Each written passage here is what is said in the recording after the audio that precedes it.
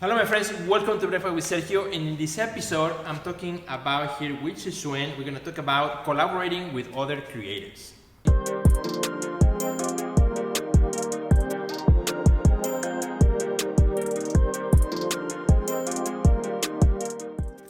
Well, hello, my friends. Welcome back to Breakfast with Sergio. Super happy to be here. Thank you for having me. Welcome to Breakfast with Sergio. How are you? I'm great. Thank Awesome, you. awesome. Well, we are not in my typical breakfast table where I have breakfast usually, but rather we're here in my studio space at 33 Contemporary Gallery, where next week on Saturday, June 29, 6:30 p.m., we're going to have a live performance, which is going to be you, which are a fantastic, fabulous musician, and myself, which I will be doing a drawing. So it's going to be pretty cool. Now, before we talk a little bit about collaborating, the very important question, what is your favorite breakfast? My favorite breakfast. Oh gosh. I don't really eat that much breakfast, but Okay. I love chilaquiles. Oh, that is I good. like huevos rancheros. Huevos rancheros, okay. I like simple stuff, like just some okay. eggs and some Awesome. avocado or Ready. something like that. And this morning you just had some coffee. And some coffee. Actually, most of the time coffee is my breakfast. Yeah. Awesome. Well, we're talking about this idea of collaborating with other creatives, and in the verge of us doing a live collaboration before, right before an audience. So it's going to be really cool. Today we're doing a little bit of rehearsing, a little bit of doing some promotional for that. And I think, for the music industry, for you as a musician, kind of collaborating with other musicians, something that's almost like second nature, right? Because Correct. it's part of the process of working with other people, whether you're working as a duet or a full orchestra. Team member, yeah. You're a team member, Teamwork, exactly. yeah. For us as artists, in the visual arts, it's becomes a little bit more of a solitary process almost, because you're working in the studio. Yeah, very isolated. So you're working in the studio, and sometimes you work with other people, but I think there's a big value on collaborating and bringing our creative process into another realm, which in this case we're doing the visual and the and the auditory through the music, right? And by putting both together and creating a brand new experience. So tell us a little bit, maybe in your own experience as a accomplished musician, what is it like working with other people? When you work with other musicians, what's the dynamics that take place? I love working with people. Like for me, I love to be inspired by others. Either like a dancer or music or art. I love, seeing and hearing or watching people in their own zone. Okay. So this experience with you, it's gonna be beautiful for me because I don't really get to do live painting. Okay. Like with live artists that much. I usually work with dancers. Okay. But, and a lot of musicians, obviously. So this is a very new experience for me as well, and I'm really intrigued, and I look forward to see how it's going to stir up my own inspiration and creative process. Exactly, that's pretty cool. Yeah. And tell us a little bit about your own experience as a musician and the instrument that you play, which you have here with you. You can tell us a bit about this one looks kind of like an alien. So it's a violin, right? But it's an electronic violin. It's a 5-string electric violin. It's just the brand is called NS. Okay. Which is a small company, but they're kind of like my sponsors for the violin. Sounds great, looks great. People always come up to me like, "What is this?" It's like, it's just a violin. Love it. What was the question? So tell us a little bit about your experience as a musician. Like, maybe how did you start with the instrument? Well, when I was little, I grew up in Taipei, Taiwan. Until I was 15. Okay. So since I was very little, my parents actually exposed me to a lot of creative outlets. Okay. Because they're both artists in some sense, and I was also musicians. They're very musical. My mom's a musician. Dad plays a lot of instruments, but he doesn't do that for a living or anything. Yeah. So they exposed me to a lot of different outlets like ballet or like painting, calligraphy, but mainly a lot of music. Okay. So that's kind of when I moved to America when I was 15 years old. I'm sure you can identify with that you didn't have friends, you didn't speak the language. So oftentimes the violin, the music becomes the solace, the only comfort for me. So that's when when I go to college, that's what I choose to do. I've been playing for, I don't know, 30 years now.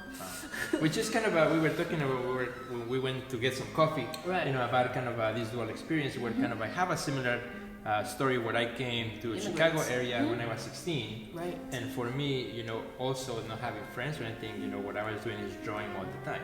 Right. So in high school, that looks like you like we to are. draw, right? Why don't you take some art classes? Yeah, so I was the kid who was doing, the graphics for the like the yearbook and the banners and stuff like that, because that was my outlet, right? Exactly. The way to connect with people. It's a different language, yeah. Right. Sure. Now as years have passed and you have opportunities to also record your own productions and write your own music and also travel around the world, right? So, right. well, what has been some of your greatest highlights in your career so far? Ooh, highlights. Well, you cannot top this. This is I played for the Dalai Lama. Oh wow! Millennium Park in Chicago. Wow. It was just breathtaking, magical, and inspiring. And he actually bowed to me while I was playing. Wow. And then amazing. I was like, do I bow back? Or do what's the protocol? That wasn't in the email. Right. And then he actually came to me afterwards and just shook my hand. Wow, that's amazing. It's this one. That's why you're not Western. That's right. I haven't watched it for 13 years. Just kidding. So that will be very exciting. Yeah, and then I also went on tour with Brian Wilson from the Beach Boys, and I played Lollapalooza a few times with Kings of Leon, Lana Del Rey. So like all this crazy stuff that the music has taken me on this journey that I could not have imagined. Right. To meet all walks of life, and that's amazing. I'm super grateful and humbled to be able to do that for a living. Yeah. But I think what drives me the most, the driving force behind my creativity or my passion is that the reason we call this the bridge, right? Right. The bridge. It's because the exchange between the audience and the musicians or artists, that it's the most exhilarating thing ever, to see the emotions and what it breaks down walls and all that sorts of stuff. Right. That's what and maybe you as a musician and performing on an audience on a more regular basis, that for example for us as artists, we do the work and it goes on the wall like this, and you get to see the interaction of people during a show. But I think there's something that we will experience together when we do the bridge performance, which is there's also a certain energy that only a live audience can give you. Correct. No matter how much rehearsal you do, how much preparation you do, is that moment when you feel the presence of the other people there. Correct. And that's, I think, creates a certain synergy that it's only lived. Can be recorded, can be for as much as we try. That's why you gotta come. Exactly, that's why you had to come in, and it's going to be really cool. And I think for our friends, if you ever consider this idea of collaborating, I think one of the things, at least for me, and maybe we can get your opinion on that too, but for me, looking for people that you collaborate with, looking for people that you feel at ease with. And I think that's, this whole process has been really fun working with you. Oh, likewise. And, this idea of is giving also as well, and letting yourself be led by the other, and create something beautiful together where it's not about one, but it's about the collaboration. Having an open mind and open heart. Exactly. So my friends, we invite you to join us again on Saturday, June 29. Here on the 4th floor of the Joby Art Center at 33 Contemporary Gallery. It's going to be from 6:30 p.m. to 8 p.m. free parking. And to sign up, go to www.virtualartist.com/thebridge. And that's how you can sign up, get your tickets, and we hope to see you there. Yes. Thank you so much. Thank you. We look forward to seeing you. Thank you. Take care, my friends. Thanks for watching, and please share this episode with your friends. Goodbye.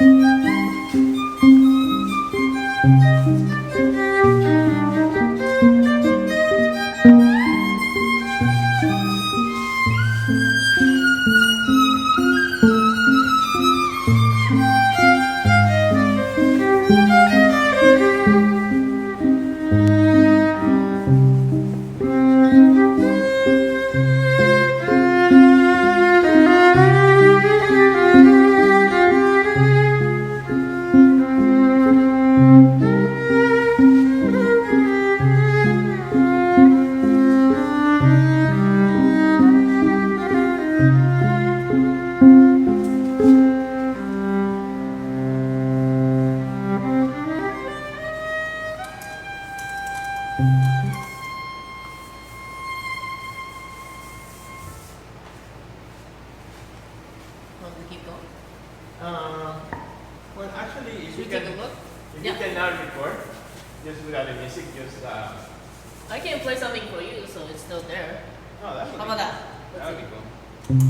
There we go. There you go. Yeah. And then you can just unclip it, and then I will stop it and just start a new Alright, one. take this out. So Yeah. yeah, right there. Let's do 2 shots. So